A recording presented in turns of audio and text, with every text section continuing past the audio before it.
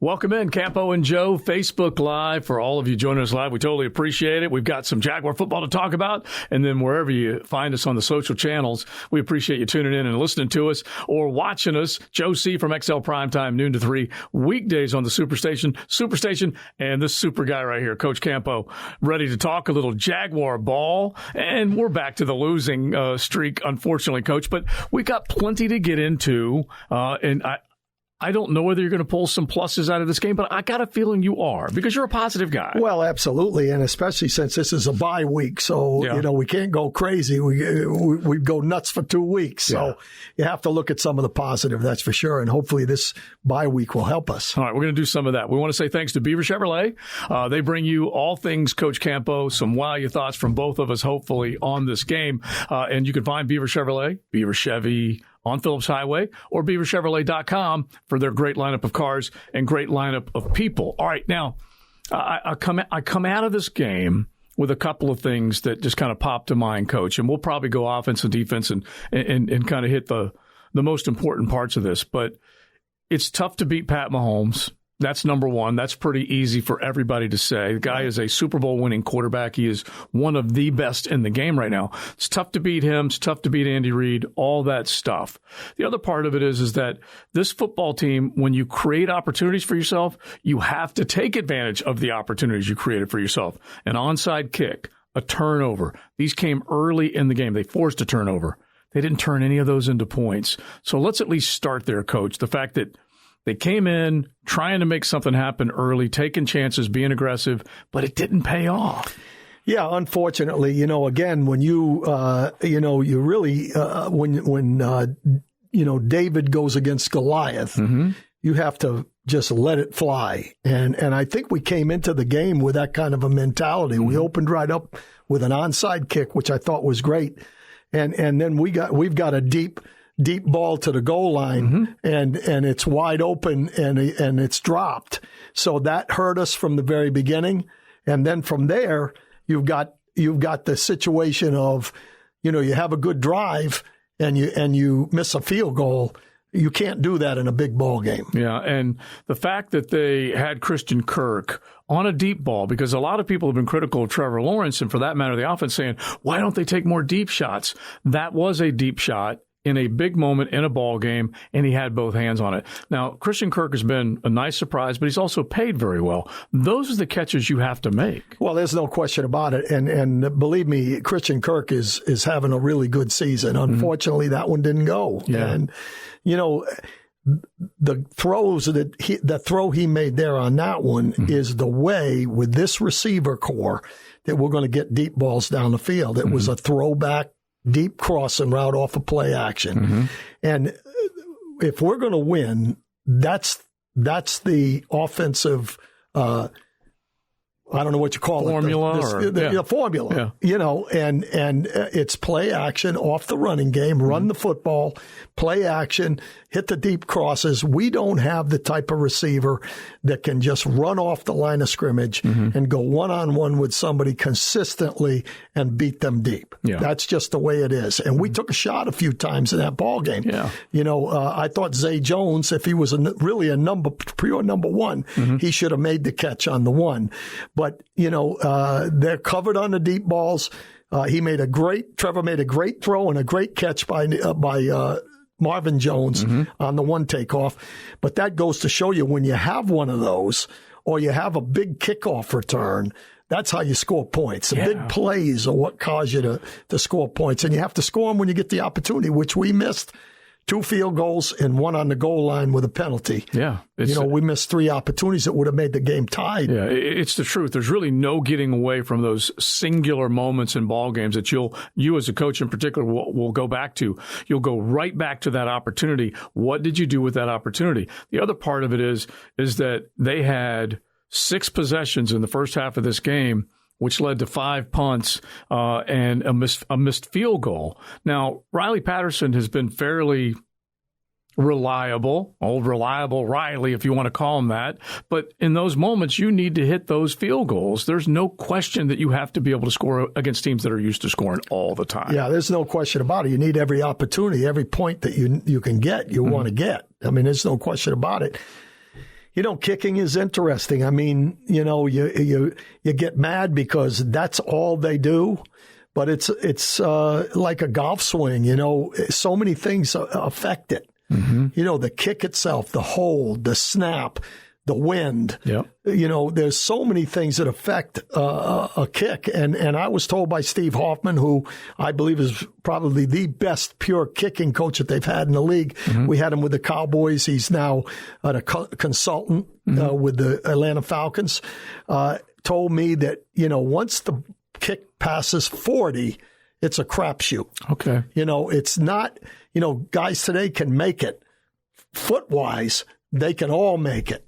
It's the little things. You look a little left or right or, whatever. There's so many things that affect it. That's the problem. Yeah, I think it's Joey Sly last night for Monday Night Football for the Washington Commanders, a 58-yarder. Yeah. And he cleaned the uprights by a yard or two. Right. And it was a fantastic kick. But we're talking about a 41-yard kick. We're talking about some of the, I would call that a higher percentage miss. It is a higher percentage. If it's around 40, I mean, the guy's got to make it. If he's an NFL kicker, he's got to make those. Yeah. And look, there's always going to be a miss here or there, but this football team can't afford any of those misses. Well, you can't have two in a row. That's for sure. Exactly.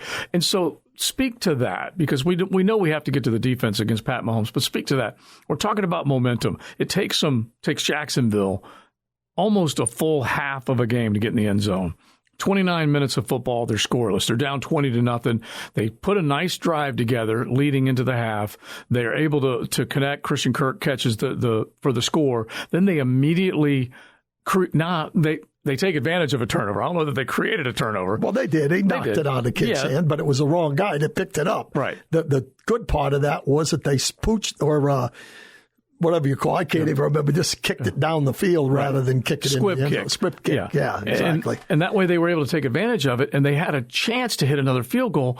And I don't know that you ever could say with a lot of confidence that you've got the Chiefs on the ropes, but scoring twice with about a minute to go before half would have been huge. Yeah, there's no question. You've heard me say many times that if you look over history, if you score before the half during the 2-minute drill, whether it's a touchdown or a field goal, when you look over history, those points figure strongly in whether or not you win or lose. Yeah. So that was a tremendous miss. Yeah. But also, it was exactly what happened last week when we came back. Yeah. We scored, and then we get the ball back because we're receiving the second half kickoff. You score again. That's a double dip. Yeah. And not only that, but that would have been a 17-point swing. Score, get a fumble, kick the field goal, come back out and score. That's 17 points, and it's a different ball game when that happens. Yeah, it really is, and it can happen really fast. And when you look at Christian Kirk and Zay Jones, who you mentioned, who I also feel like has made his fair share of good plays, they combined for 17 catches in this game. Right. 9 catches for Kirk for 105 yards, 8 catches for Zay Jones for 68 yards. That's a lot of offense that's running through those two guys. So they are capable of making plays with Trevor. Yeah, no question about it. And the unfortunate thing is you get off to a tough start. That's the biggest thing, because you're not going to come back from 17 down or 20 down every week. I mean, especially against one of the best teams in the league.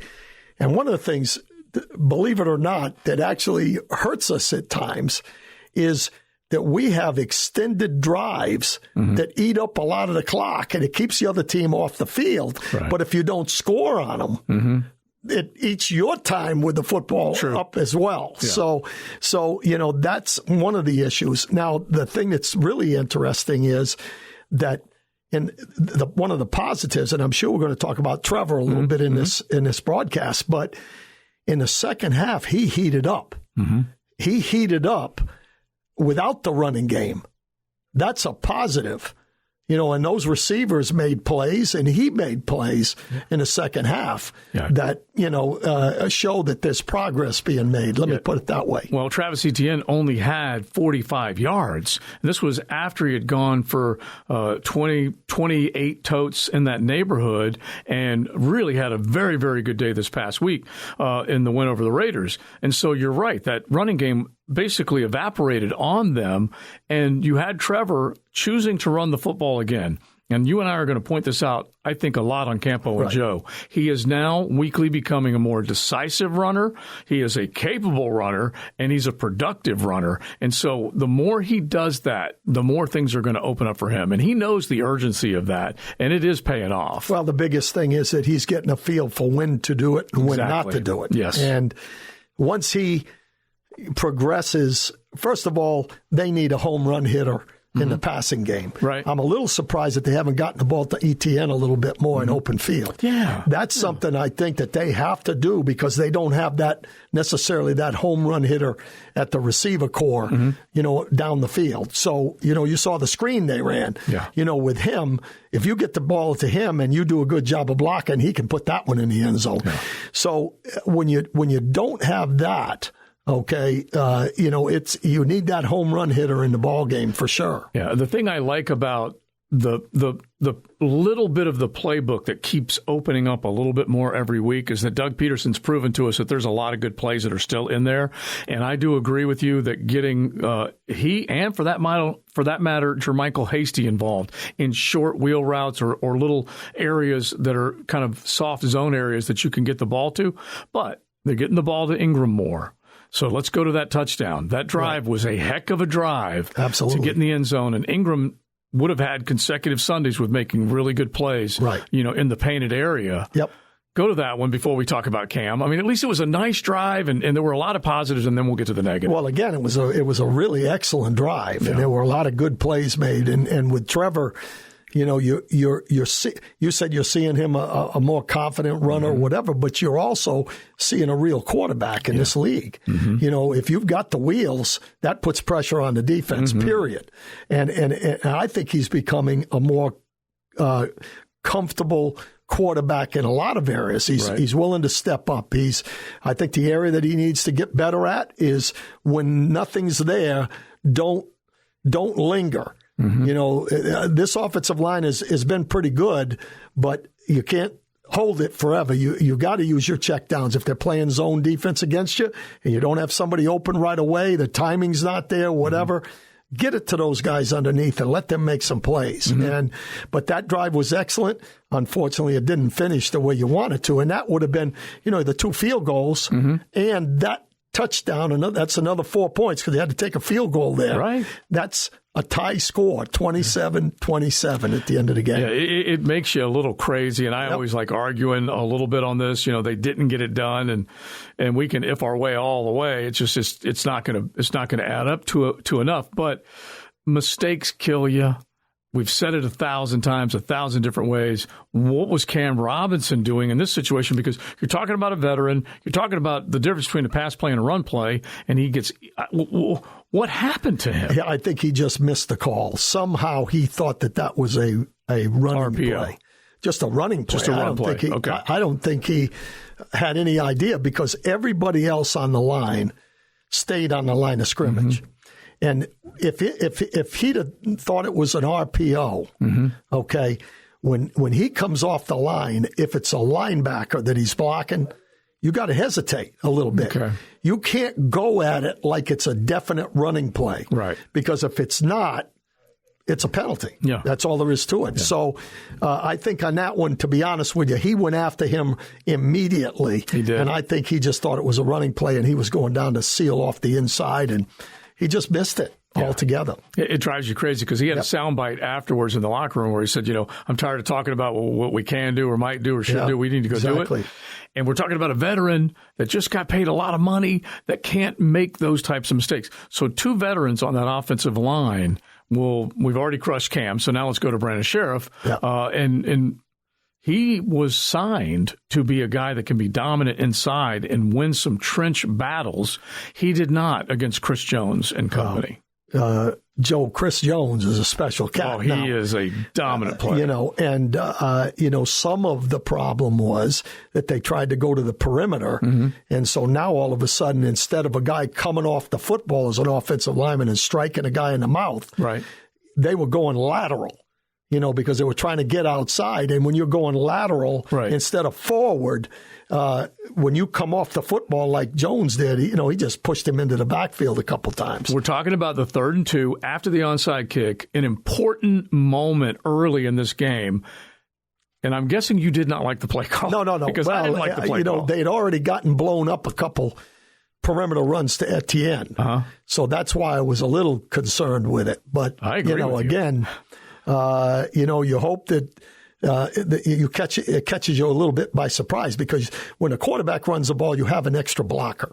That's true. It's like the wildcat formation. You go to a wildcat formation, there's an extra blocker in there somewhere. And you think that, well, that will be enough, because Trevor has shown if he gets on the perimeter, he's physical enough to be able to break tackles. But then they went to the boundary side. Yeah, the boundary. I don't think he could have outrun anybody at that particular time. It's just the idea that they got blown up right at the line of scrimmage. It was like the thing that bothers me. It was kind of like the speed option. Yeah, that's what destroyed the speed option, was they got penetration from the tackle box. And that's what happened on that one for sure. And the same thing happened on one of the Etienne runs where 95 blew up one of the linemen. I think it was Sheriff on that one too. So, And look, Chris Jones, and by the way, there are still Jaguar fans haunted by Chris Jones landing on Nick Foles and ruining this franchise financially for a while. That's for sure. Yeah, and the guy that handled Chris Jones the best was Shatley.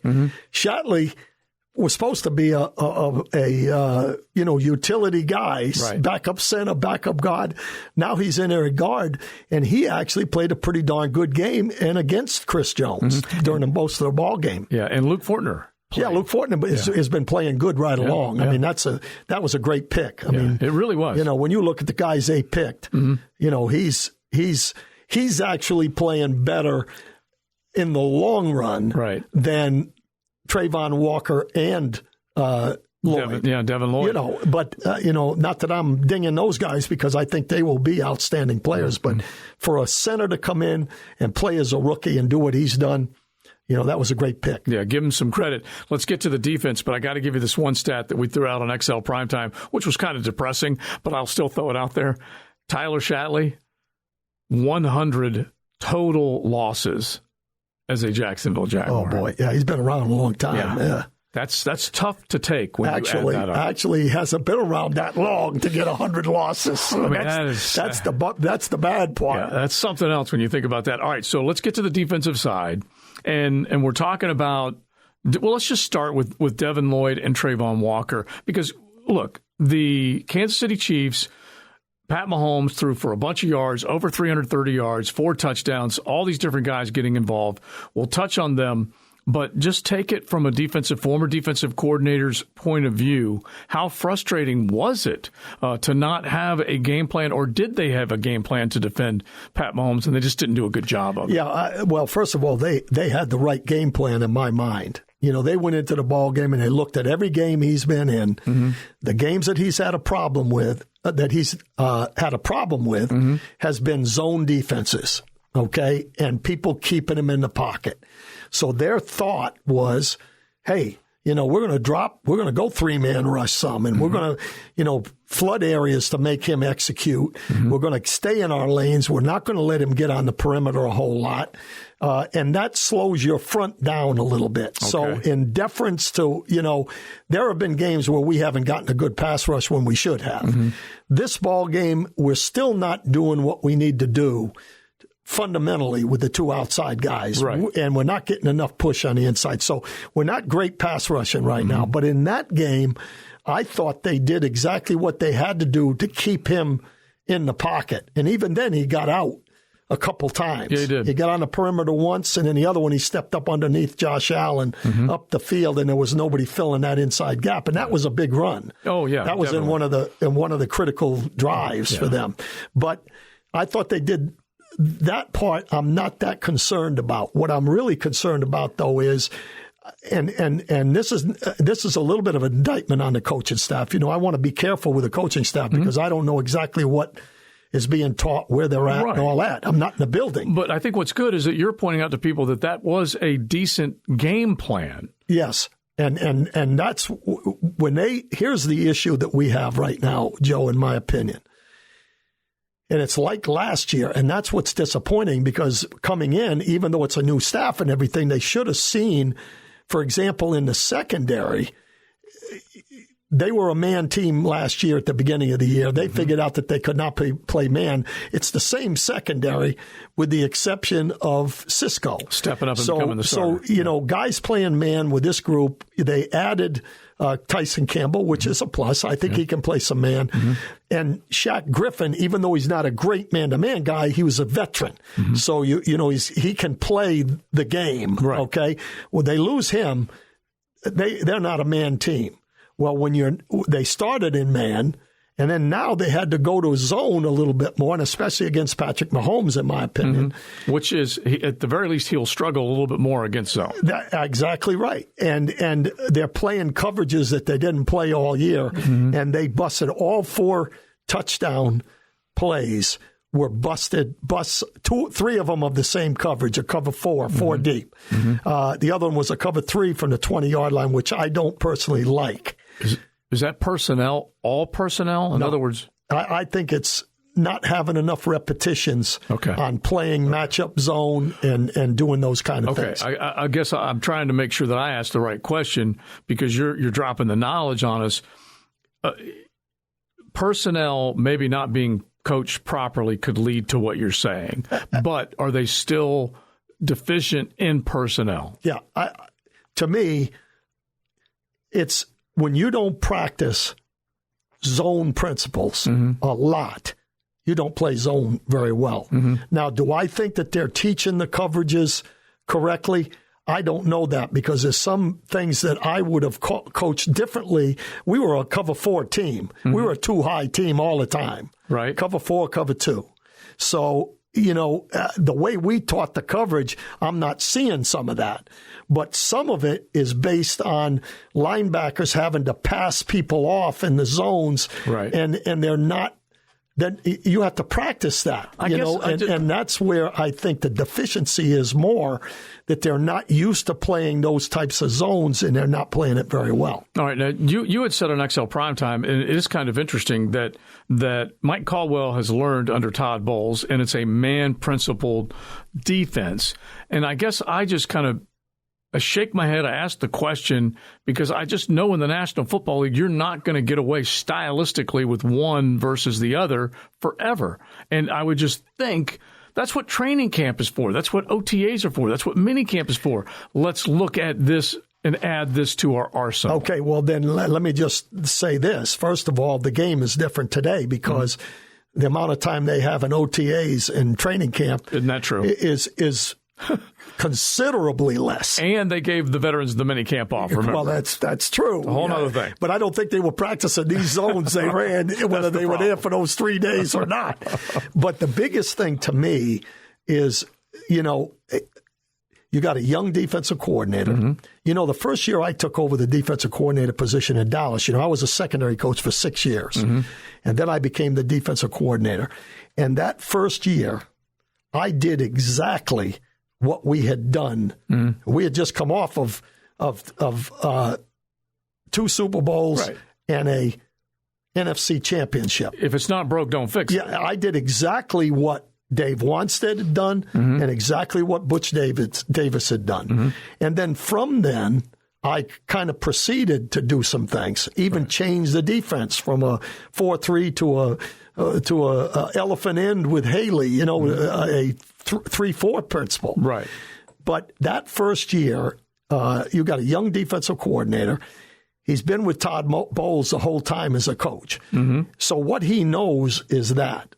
And I think that that's a little bit of a hindrance because, they came in with that man principle and they didn't take into consideration what they had done in the past as to where they could do it. And that's the issue right there. Now, this is one of the questions that we had from XL Primetime that we wanted to get on Campo and Joe during our Facebook Live and our podcast. And this is from Steve. Should they consider, because you mentioned the elephant in, should they consider going to a 4-3 or a wide 9 next year, get Trayvon as the big end and Allen with a more successful hand in the dirt? Yeah, I mean, I think you'd have to say that that's a possibility. Because that's exactly what we did. I mean, we've got Trayvon Walker with his hand on the ground will be as good as anybody in the league, no question. Yeah. Now he's still going to have to learn how to rush the passer, right? But with the hand on the ground, when he's standing up, he's a little bit slow get off, and that's something that he's a power guy, so he's got to learn how to speed rush and do a bunch of different things. Okay, Josh Allen though would be a pretty good open end. And that does make sense. And that makes sense. But again, I think that they can do what they're doing if they're a little bit more versatile in how they're doing what they're doing, I guess is the best way to do it. And you've always taught me and many others that listen to us that the hybrid of a 3-4 versus a 4-3, you go in and out, even man front, odd man front, and you do have the ability to hybrid in and out of those. Yeah, they're in a 4-man alignment quite a bit. Yeah. But the number one run lineup when they've got the two tight ends in there is a 5-man line. I mean, they've got 5 guys up on the line of scrimmage. So, again, that's a decision they have to make, but there is some validity to maybe making that change because of the personnel that you have. Yeah, it's so funny because I thought this team was turning a corner where they had a lot of linebackers that could make plays, that could run like the wind, that could do it standing up instead of hand on the ground.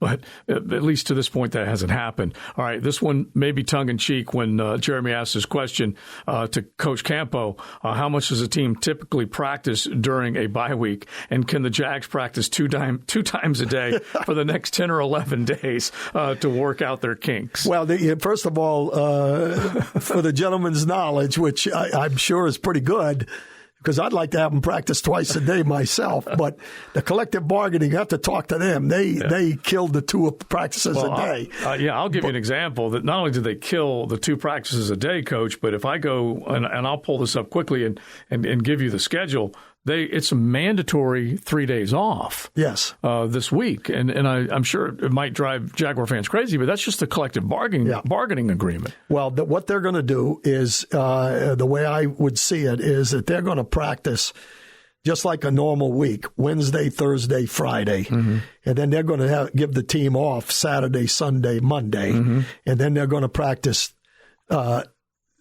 Tuesday, Wednesday, Thursday, Friday. So they're getting 4 practices next week and 3 practices this week when they normally have only 3 practices total. So they're going to have extra practices, 4 of them, to clean some things up. If they're going to stay more with a zone principle, which I think they should, right, they'll have more opportunity to teach progressions and ability to pass off and some of those things which they really busted in this ball game. Take advantage of it while you can. All right, one more for you off the text line during our show earlier, and we'll hit this quick before we wrap it up. But, Coach, was Cisco's hit, Dre Cisco's hit on Juju Smith-Schuster, was it clean? He's getting criticized a lot, even by Tony Dungy, said the texter, and I thought it was as textbook and violent as you can be. He needs to be a violent hitter. That is part of the game. Well, the rule was put in to eliminate people getting hit, number 1, in the helmet, and number 2, being defenseless. Okay, and the first one was as close as you can get to what the rule says. Right. But that receiver caught the ball, controlled it, took 2 steps and got hit. Right. And he turned his body with his shoulder leading. It did touch the helmet and the head with the head down. Because, but when you're attempting to use the rule correctly, it was a legal hit. Yeah. And they called it a legal hit. Yeah.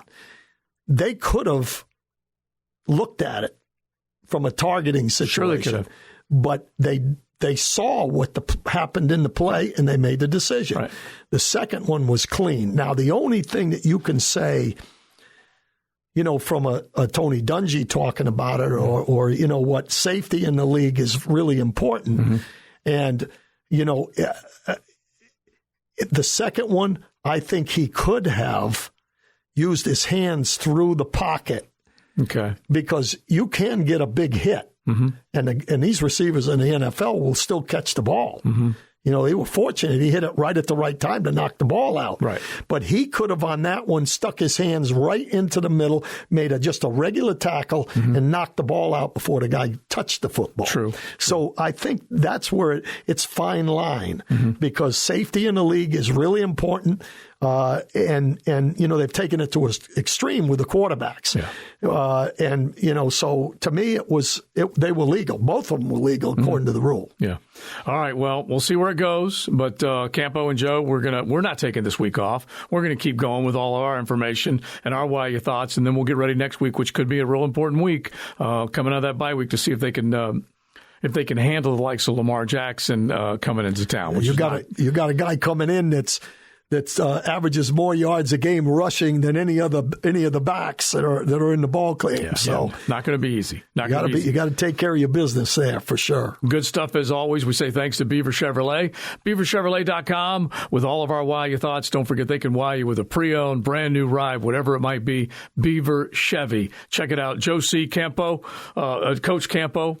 We'll talk to you next week.